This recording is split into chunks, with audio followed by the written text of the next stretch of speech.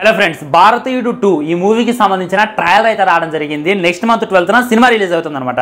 ఈ ట్రైలర్ గురించి ఈ మూవీ ఎలా ఉండబోతుందో మాట్లాడుకునే ముందు 1 గురించి మాట్లాడుకోవాలి. ఇక 1 గురించి ఎంత మాట్లాడుకునే తక్కువ అనమాట. కమల్ హాసన్ గారి యాక్టింగ్కి వంక పెట్టేది లేదు, మన శంకర్ గారి డైరెక్షన్కి వంక పెట్టేది లేదు, ఏఆర్ రెహమాన్ బీజిఎంకి వంక పెట్టేది లేదు. వాళ్ళిద్దరూ కలిపి సృష్టించినటువంటి ఒక బ్రహ్మాస్త్రమే భారతీయుడు అని చెప్పుకోవచ్చు. అది అప్పట్లోనే హల్చల్ సృష్టించింది. ఇప్పుడు కానీ రిలీజ్ అయిందంటే ఈజీగా 1000 కోట్లు వస్తాయి. మళ్ళీ చెప్తున్నాను, 1000 కోట్లే తెట్టుకో. అంత కంటెంట్ ఉన్నటువంటి సినిమా, అన్యాయాన్ని ప్రశ్నించే విధంగా, లంచగొండి హృదయాల్లో నిద్రపోయే విధంగా అయితే ఆ సినిమా ఉంటుంది అనమాట. ఆ రోజుల్లోనే ఆ రేంజ్ లో సినిమా తెరకెక్కించడం అంటే మామూలు విషయం కాదు. ప్రతి పాయింట్ ని టచ్ చేయడం జరిగింది అనమాట.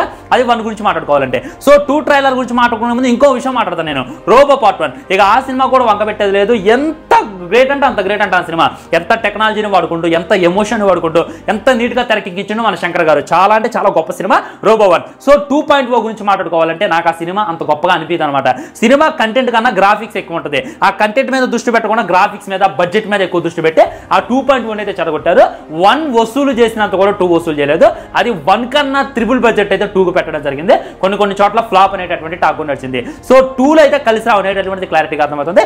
అయినప్పటికీ కొద్దిగా రిస్క్ చేసి తీస్తున్నటువంటి సినిమానే భారతీయుడు 2, ఇండియన్ 2గా చెప్పుకోవచ్చు. దీనికి సంబంధించిన ట్రైలర్ గురించి మాట్లాడుకోవాలి అని అంటే ముందేంటంటే అందులో కొన్ని ఎమోషన్స్ ఉంటాయి అనమాట.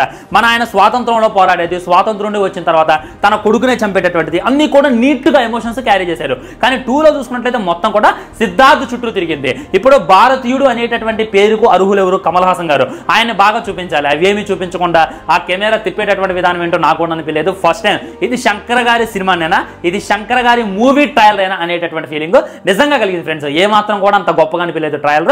అండ్ అందులో విజువల్స్ ఏంది, ఆ విఎఫ్ఎక్స్ ఏంది, ఆ బీజిఎం ఏంది, అలా బక్కోడా అనిరుదు నీకేం ముట్టింది, ఎరక్కుట్టులు కొడతావు ఒక్కో సినిమాకి. ఈ ట్రైలర్ లో అయితే అంత బీజిఎం బాగలేదు అనేటటువంటి ఇంకా క్లారిటీగా అర్థమవుతుంది.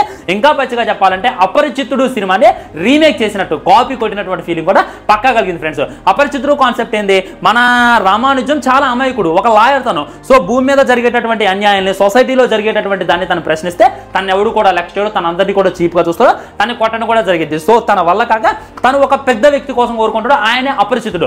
అపరిచితుడుగా రిక్వెస్ట్ పెట్టగానే వచ్చి ఇక్కడ ఉన్నటువంటి జనాలందరినీ కూడా వేసేస్తాడు, చంపేస్తాడు మన అపరిచితుడు. సేమ్ సిద్ధార్థ్ కూడా ఒక న్యాయంగా బతకాలి, న్యాయంగా పోరాడాలి అని చెప్పి అనుకుంటూ ఉంటాడు. కానీ తన వల్ల కాదు న్యాయంగా ఉంటూ అక్కడ ఉన్నటువంటి రాజకీయ నాయకులు ఉండొచ్చు, బిజినెస్ మ్యాన్లు ఉండొచ్చు, ఎస్జే సూర్య ఉండొచ్చు, వీళ్ళంతా కూడా అన్యాయం చేసి అమాయక ప్రజల్ని దోచుకుంటూ ఉంటారు. వాళ్ళందరినీ మట్టు పెట్టగలిగేటటువంటి ధీరుడు మా భారతీయుడు. సో భారతీయుడు కంబ్యాక్ అని చెప్పి ట్రెండ్ చేయగానే భారతీయుడు వచ్చే ఈ అన్యాయాన్ని ఎలా ఎదిరించాడు అనేటటువంటి కాన్సెప్ట్ వస్తుంది.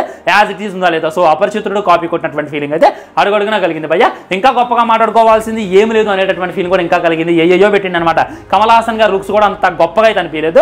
ఎక్కువ మాట చెప్పాలంటే ఏదో తీయాలి కాబట్టి తీస్తున్నారు, డొల్లియాలి కాబట్టి డొల్లిస్తున్నారు. 1 పరువు తీసేలా కూడా నాకైతే అనిపించింది. మీకే విధంగా అనిపిస్తుంది ఈ ట్రైలర్ అనేటటువంటిది మీ ఒపీనియన్ హానెస్ట్ గా కింద తెలియజేసేటటువంటి ప్రయత్నం చేయండి. ఆ సిద్ధార్థుని ఎందుకు పెట్టారు, ఎవరో హీరోయిన్లు ఎందుకు పెట్టారు, కంబ్యాక్ భారతీయుడు అనుకుని ఆయన కంబ్యాక్ అవుతాడా? ఆల్రెడీ ఇండియన్ వల్ల ఏం చెప్పిండు, ఎక్కడైనా అన్యాయం జరిగితే నేను వస్తా, నన్ను ఎవడో పిలవాల్సిన అవసరం లేదు, గుర్తుపెట్టుకోండి నేను బతికే ఉన్నా అనేటటువంటి వార్నింగ్ ఇచ్చి వెళ్ళిపోయిండు. అలాంటిది ఇండియాలో ఇంత అన్యాయం జరుగుతుంటే ఎవడో ట్రెండ్ చేయాలా, ఎవడో సోషల్ మీడియాలో పిలవాలా, పిలవంది ఆయన రాడా అనేటటువంటిది నాకైతే అర్థం కాల.